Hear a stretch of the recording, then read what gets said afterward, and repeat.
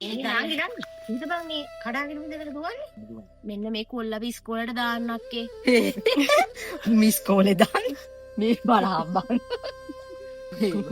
මේක මේ කවුදක් ඉස්කෝලේ ගිහලා තියෙන්නේ ඒක තමයි අපේ ගමේ අපි හැමෝටම උරුම වෙලා තියෙන්නේ මේ දීවර රස්සාව බම් මොනක් කෙහෙල්මලාද මේ ඉස්කෝලේ යවන මේ නිකන් පිස්සු නැතුව මේ අනේ බන් නංගි ඔන්න හෙටිදා කොල්ලෝ මගේ බෝට්ටුවේ වැඩට එවපන් පිස්සුද බන් මේ ඉස්කෝලේ ගාන යවන්න හරි හරි එදා ඉඳන් අද වෙනකන් අපේ ගමේ උන් ඉස්කෝලේ නොගිය එක ඇත්ත එහෙව් එකේ මගේ එකත් ගෙදරට වෙලා ඉන්න ඕනේ මම මුවද ඉස්කෝලේට දාලාමයි එන්නේ මං යනවා බාක්කේ ඔහොමිට ඔහොමිට උඹ දැන් මේ කොල්ලා ඉස්කෝලට දාන්න හදන්නේ මුට ඉතිවිසෝ ගාතාවක් කියන්න පුළුවන්ද කියපන්කෝ අඩු ගානේ ඉස්කෝලේ කෙහෙල් මල් කතා කරනවා ඉතිවිසෝ ගාතාව පුළුවන් ඒ කියපන්කෝ බලන්න ආයේ මයි කොල්ලට බැරි වෙන්නේ මොකෝ පුතේ මං කියලා දුන්න උඹට කියපන් පිසෝ භගවා අරහං සම්මා සම්බුද්ධෝ විද්‍යාචරණ ආහා ඔය ඇත්තනේ දැන් අහගත්තනේ යමන් කොල්ලෝ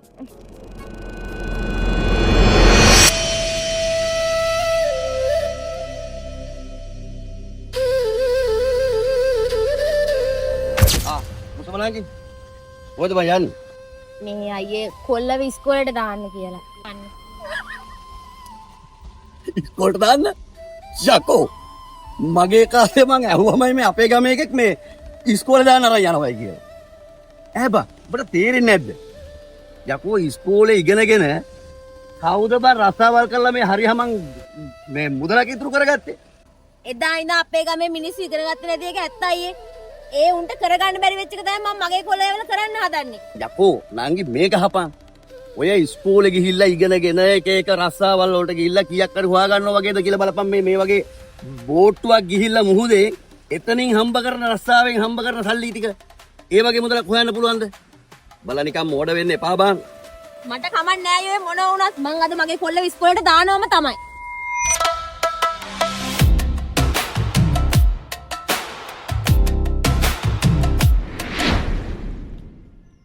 ප්‍රින්සිපල් මහත්තයෝ මේ මම මේ ආවේ මේ ඉස්කෝලේ නම් අපි වැඩ කරන්න කට්ටිය ගන්න නෑ නෑ ප්‍රින්සිපල් මහත්තයෝ මේ මං ආවේ කොල්ලව මේ ඉස්කෝලේට ඇතුළත් කරන්න මේකව ඔව් මහත්තයෝ මේ මයි කොල්ලා මූ මේ හිටියට ඉගෙන ගන්න හරි දස්සයි මූට ඉතිපිසෝ ගාතාවත් පුළුවන් මුගේ වයස එක කොල්ලෙට්ට බැදා පුතේ කියලා පෙන්නනවා මහත්තයෝ ඉතිපිසෝ භගවා අරහං සම්මා සම්බුද්ධෝ විද්‍යාචරණ සම්පන්නෝ සුගතෝ ලෝකවිදු අනුත්තර පුරුෂ ධම්මසා හරි කොල්ලෝ ඇති හරි අම්මා කොල්ලව අපි පන්තියට දාලම බලමුකෝ මුලින්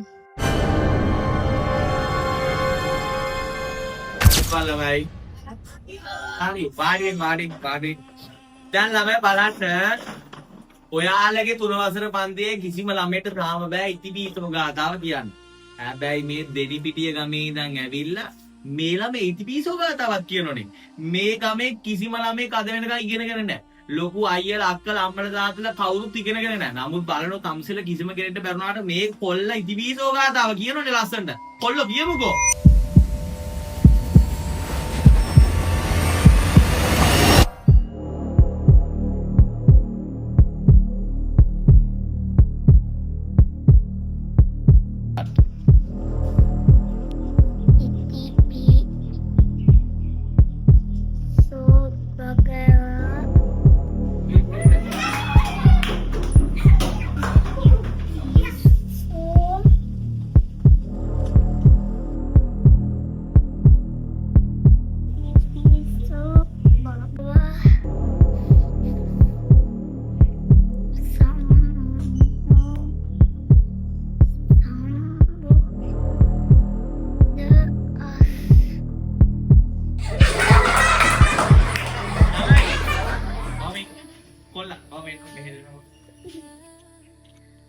මම කිව්වේ මම ඒකනේ පොඩි අවස්ථාවක් තිබිලා මේ කොල්ලට මෙලෝ දෙයක් බෑ.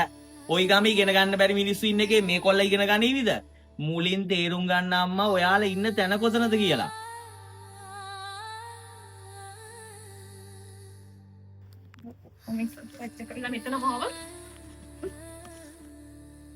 මොට අර ප්‍රින්සිපල් සර් ඉස්සරහා ගමේ මිනිස්සු ඉස්සරහා හොඳට කියන්න පුළුවන් ගාතාව ගිහිල්ලා පන්ති ඉස්සරහා කියා ගන්න බැරුණා මට ලැජ්ජ කරන්නද බං ඕන අද දවසේ මේ කාමරේ විතරයි ආයි කොහෙවත් යන්න නෑ පාඩම් කරලා පස්සේ එළියට ඕන එලා එළියට අම්මේ එන්නකෝ මට තනියෙන් ඉන්න බෑ අම්මේ වෙච්ච ගමන් අර එහා පැත්තේ කඩේට ගිහිල්ලා මම මේ පනිස්තිරි ගෙනාව උඹ ඉස්කෝලේ ගියා නම් කන්න දෙන්න. දැන් ඉතින් මේ කවරලා ආපස්සට පනිස්තිරි කරලා කොහොමද?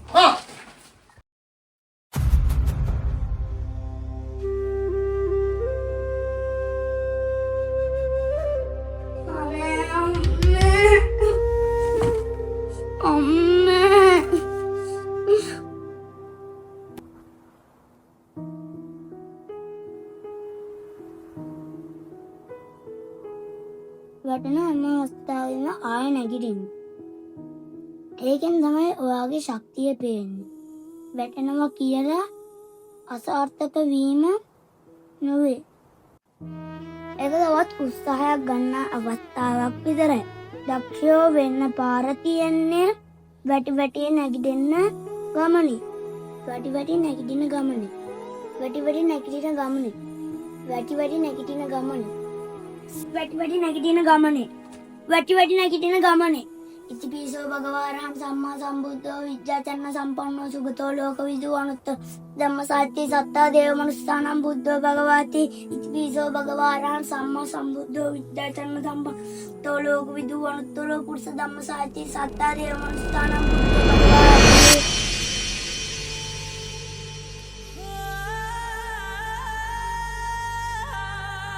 වැටෙන හැම අවස්ථාවකම ආය නැගිටින්න. ඒකෙන් තමයි ඔයාගේ ශක්තිය පේන්නේ. වැටීම කියන්නේ අසාර්ථක වීම නොවේ. ඒක තවත් උත්සාහයක් ගන්න අවස්ථාවක් විතරයි. දක්ෂයෝ වෙන්න පාර තියෙන්නේ වැටි වැටි නැගිටින ගමනේ. වැටෙන හැම අවස්ථාවකම ආය නැගිටින්න.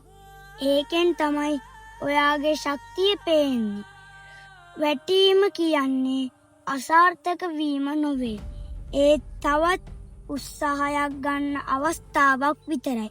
දක්ෂයෝ වෙන්න පාර තියෙන්නේ වැටි වැටි නැගිටින්න ගමනේ. ඉතිපිසෝ භගවාරහං සම්මා සම්බුද්ධෝ විද්‍යාචර්ණ සම්පන්නෝ සුගතෝ ලෝකවිදු අනුත්තරෝ පුත්ත ධම්මසාති සත්තා දේව මනුස්සානම් බුද්ධෝ භගවාති. දැක්කද ළමයි? තමන්ගේ ගමේ නැන්ද මාමා අයියා අක්කා මෙයාගේ යාළුවෝ කවුරු ඉගෙන ගත්තේ නැති වුණත් තමන්ට උත්සාහය උනන්දුව තියනම් කරන්න බැරි දෙයක් නැහැ. තව ක්ලැප් එකක් දෙන්න යාළුවට. මේ ඉංග්‍රීසාර හැමදාම පාට ඇඳෙමින් ඉන්නේ. මම එයාට මගේ පරණ ඇඳුමක් ගෙනාවා. පරණ ඇඳුම? ඉදිසරට මොකටද පරණ ඇඳුම? අපි ඉස්කෝලේට ආපු දවසේ ඉඳන් ඉදිසර කරේ අපේ කාඩ් එක කඩපු එක විතරයි. ඉන්සර් අපේ ඉස්කෝලේට ආපු දවසේ ඉඳලා අපිට උනේ වදයක් විතරයි. ඒකනේ මෙයාට මොකද පරණ ඇඳුම්. තව ටික දවසක් යද්දි අපේ දේවලුත් ඉල්ලාවි. එයා ඉතිපිසෝ ගාතාව කියලා අපේ ප්‍රින්සිපල් සර්ලුත් අල්ලගෙන තව ටික දවසකින් අපේ පන්තියේ පළවෙනියක් සීවි. එයා නම් මගේ සයිසුනට එයා හරිම නරකයි. දැන් ඔයාලා කියන්නේ ඉන්දසරට මේ ඇඳුම දෙන්න එපා කියලාද? ඔව් ඔව් දෙන්න එපා තමයි. නේද වසද? ඔව් ඔව් මම නම් කියන්නේ දෙන්න එපා. නෑ අපි මේ ඇඳුම දෙමු. හැබැයි මේ ඇඳුමට පොඩි බඩුවක් කරමු.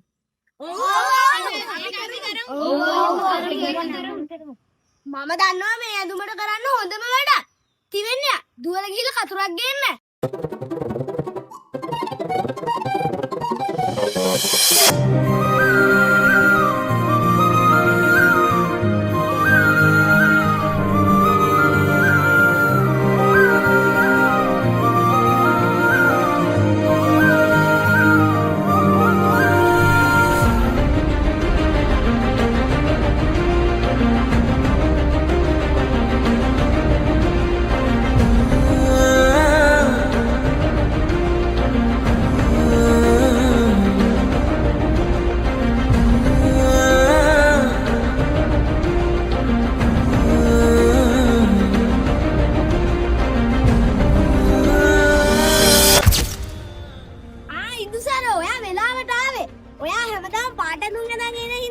මම ඔයාට මේ ඉස්කෝලේ ඇඳුම අරන් ආවා. යන් ඉදිසර. අපි මේක අරන් යමු. ඔයාලා ලස්සන තියෙයි.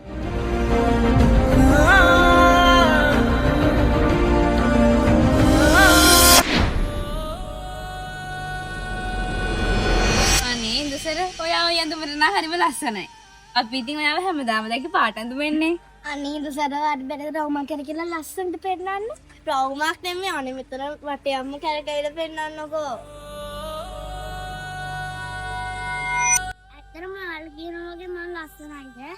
කිව්වානේ. ඔව් ඉන්සර. අනේ ඔව් ඔයාද හරිම ලස්සනයි ඉන්දසර. අනේ රමක් කියලා පෙන්නන්නකෝ. අනේ කෝ රවුමක් කැරකේ වෙන්නකෝ. ඔව් ඔව්. ඔන්න ඔයාලා ආස නිසා.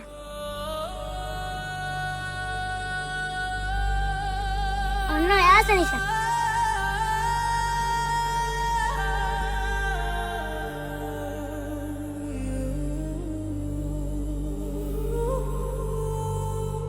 ලස්සනයිද කියන්නකෝ.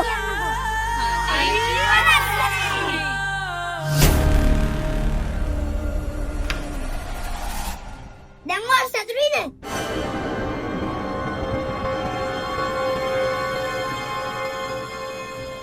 කමක් නෑ. ඔයාලා ඔක්කොම සතුටුයි. මට කමක් නෑ. ඔයාලා මම ඉරිච්චලමක් ගෙනගෙන සතුටු වුණාම මට කමක් නෑ. මොකද මම ඊට වඩා කැතතුන් තමයි ඇඳගෙන හිටියේ. මම එතන කැතතුන් වල හිටියට මට මේක ලස්සනයි. ඔන්න ඔය තරම් hina වෙන්න. මගේ අම්ම ගමේ ඉන්න ඇන්දල මාමලගේ හොඳටම බැඩුම් අහගෙන මාව ඉස්කෝලේට එව්වේ. හොඳින් ඉගෙන ගන්න. මට ඔයාලා hina වුණාට කමක් නෑ.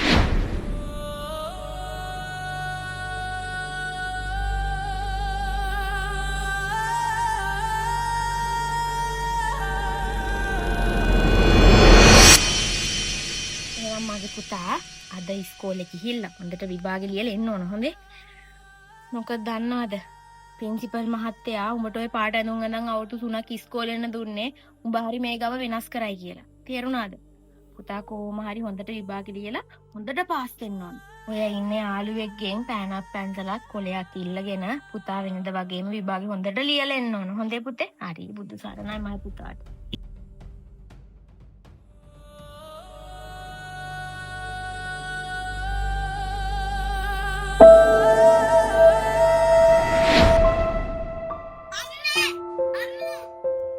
මොකෝ මේ? මම ශිෂ්‍යත්ව පාස් වුණා. අනේ මගේ පුතේ